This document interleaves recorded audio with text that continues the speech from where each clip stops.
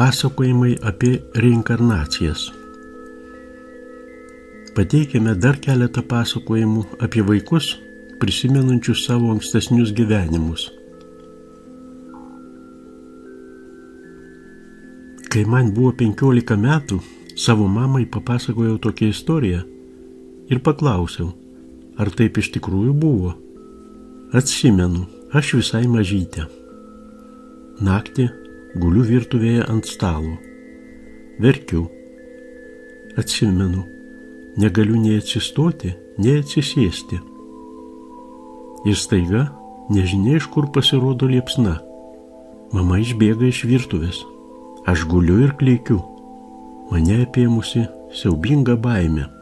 Galvoju, kaipgi taip, kodėl mama mane paliko? Staiga mama grįžta į virtuvę, griebė mane į glėbį ir ima gesinti liepsnas. Ji ramina ir bučiuoja mane. Atsimenu, tada labai apsidžiaugiau. Bet kažkokios nuosėdos liko. Man buvo nemalonu prisiminti, kad mama pabėgo. Aš visą laiką galvojau, kaip ji taip galėjo. Ir galvojau taip, jau ir paaugusi. Tai štai, kai papasakojau šią istoriją mamai, ją ištiko šokas. Ji tiesiog suakmenėjo. Sako, šito tiesiog negali būti. Tu niekaip negalėjai šito atsiminti, nes tau tuomet buvo tik 2 mėnesiai. O mamos atmintyje istorija likusi tokia. Naktį man pradėjo skaudėti ausį ir mama nutarė padaryti man kompresą. Ant dujinės viryklės ėmė šildyti spiritą, o spiritas ėmė ir įsiliepsnojo, o netoliese džiūvo vystyklai. Jie taip pat užsiliepsnojo. Ugnis įsiplieskė taip staiga, kad mama pasimetė ir išsigando. Ji tiesiog instinktyviai išbėgo iš virtuvės, bet nubėgusi keli žingsnius iki kito kambario vidurio, ji prisiminė mane. Grįžusi į virtuvę, griebė mane klykiančią į glėbį ir ėmė gesinti liepsnas.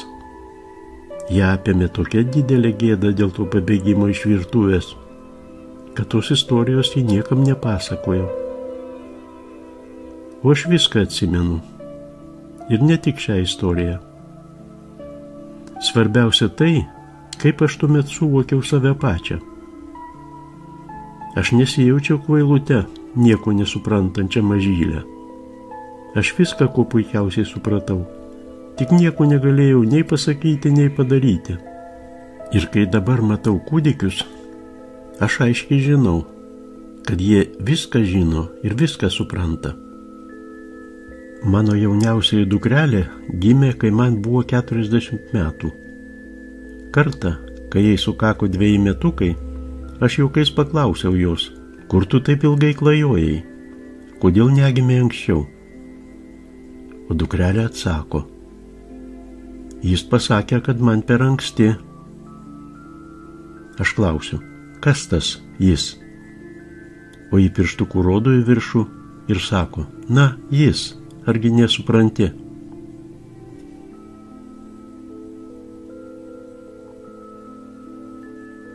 Kai mano dukreliai sukako 3 metukai, ji mane apstulbino savo praeities atsiminimais. Aš sėdėjau su ją ir mokiau tarti raidę R. Kartuojame jos vardą, pavardę, kuriuose buvo garsas R. Kad jei kartais pasimestų minioje ar parduotuvėje, galėtų pasakyti savo vardą ir pavardę svetimiems žmonėms. Staiga ji man pareiškė, kad anksčiau ją vadino Viktorija, kad ji turėjo vyrą, kuris remontavo automobilius, ir sūnų Paulių. Pasakojo, kaip jie gerai gyveno. Gyveno, o paskui ji mirė. Aš paklausiau, o kiek tau buvo metų, kai numirei? Jie atsako, 56. Aš apstulbau. Ji tuo metu mokėjo skaičiuoti tik iki 9, bet ir tai neretai suklysdavo. Pabandžiau išklausinėti daugiau, bet vaizdelis jau pasikeitė. ji vėl tapo 3 metukų vaikeliu. Prisipažinsiu, man pasidarė nejauku. Tuo metu literatūros apie reinkarnacijas beveik nebuvo. Dabar mano dukteriai 30 metų ir ji, žinoma, nieko neprisimena. O aš tą atvejį prisimenu visą, su visomis smulkmenomis. Kai mirė mano tėtis, dukreliai sukako 5 metai. Dėl tėvo mirties labai išgyvenau, verkdavau kiekvieną dieną. Dažnai pastebėdavau, kad dukrelė žiūri į mane nustebusi. O kai paklausiau, kodėl taip žiūri į mane, ji atsakė nesuprantanti, kodėl mes visi verkime. Juk niekas nemiršta. Ir senelis vis dar gyvas, tik yra kitoje vietoje ir mes jo nematome.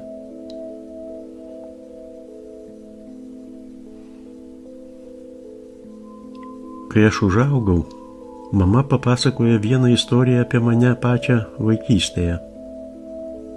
Mūsų šeima tuo metu gyveno gyvenvietėje.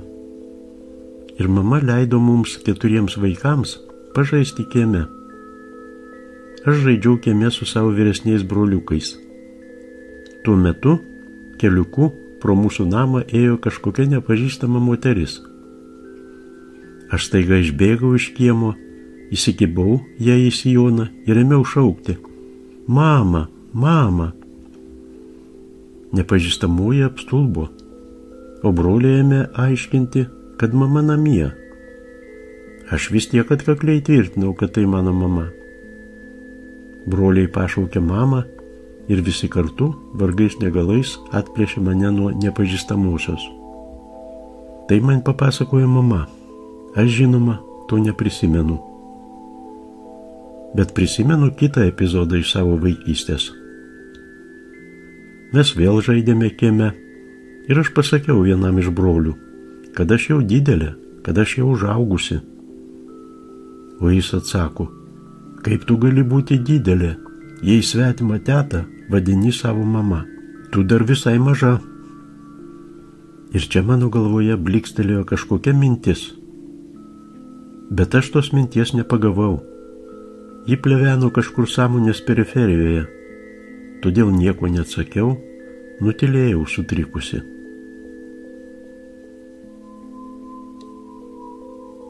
Mano sūnelis užlipo ant plokščio namo stogo ir laksto po jį, keldamas triukšmą. Sakau jam: štai senelė žvelgia į tave iš dangaus ir galvoja: na, tas Petriukas tikras chuliganas. O Petriukas atsako: senelės ten jau nėra, ji atgimė kitų vaikelių. Štai kaip buvo.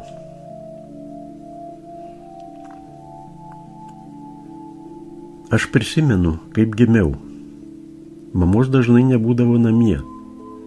Ji daug dirbo. Su manimi ir vyresnė sesute būdavo tėtis. Mes gyvenome kažkokiame Gruzijos mieste, jo pakraštyje. Mama pateko į avariją ir gulėjo ligoninėje, o aš sunkiai susirgau. Visą kūną dengė šunvotės, mane visą skaudėjo. Tėtis nežinojo, ko stvertis. Ir mamą ligoninėje reikia lankyti, ir mane ir sesutę prižiūrėti, o man temperatūra jau iki 40 laipsnių pakilo. Po to aš numiriau. Jie visi verkė. Mane palaidojo, užkasė. Man buvo tik 2 metukai.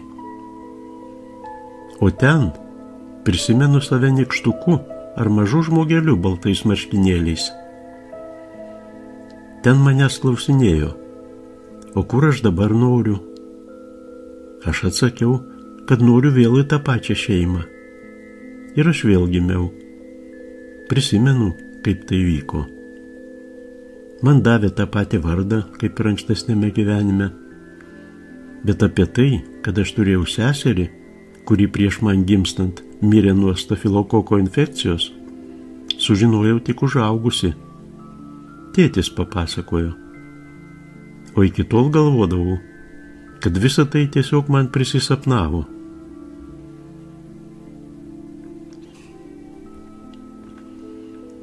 Būdama 3 metų, aš sakiau mamai, kad aš iš Indijos, kad gyvenau Kalkutoje, pasakoju jai apie savo tėvus, brolius ir seseris. Mama vedžiojo mane pas psichologus, bet visi jie sutartinai tvirtino, kad mano psichika normali. Bet mama vis vien jaudinosi, nesuprasdama, kaip 3 metų vaikas, dar nieko nežinantis nei apie Indiją, nei apie jos miestus, taip detaliai pasakoja apie namą, kiemą, naminius gyvūnėlius tame kieme. Ir vėliau mano gyvenime daug įdomaus ir neįprasto buvo. Šiandien esu regresologė ir tiksliai žinau, kad reinkarnacija tikrai egzistuoja.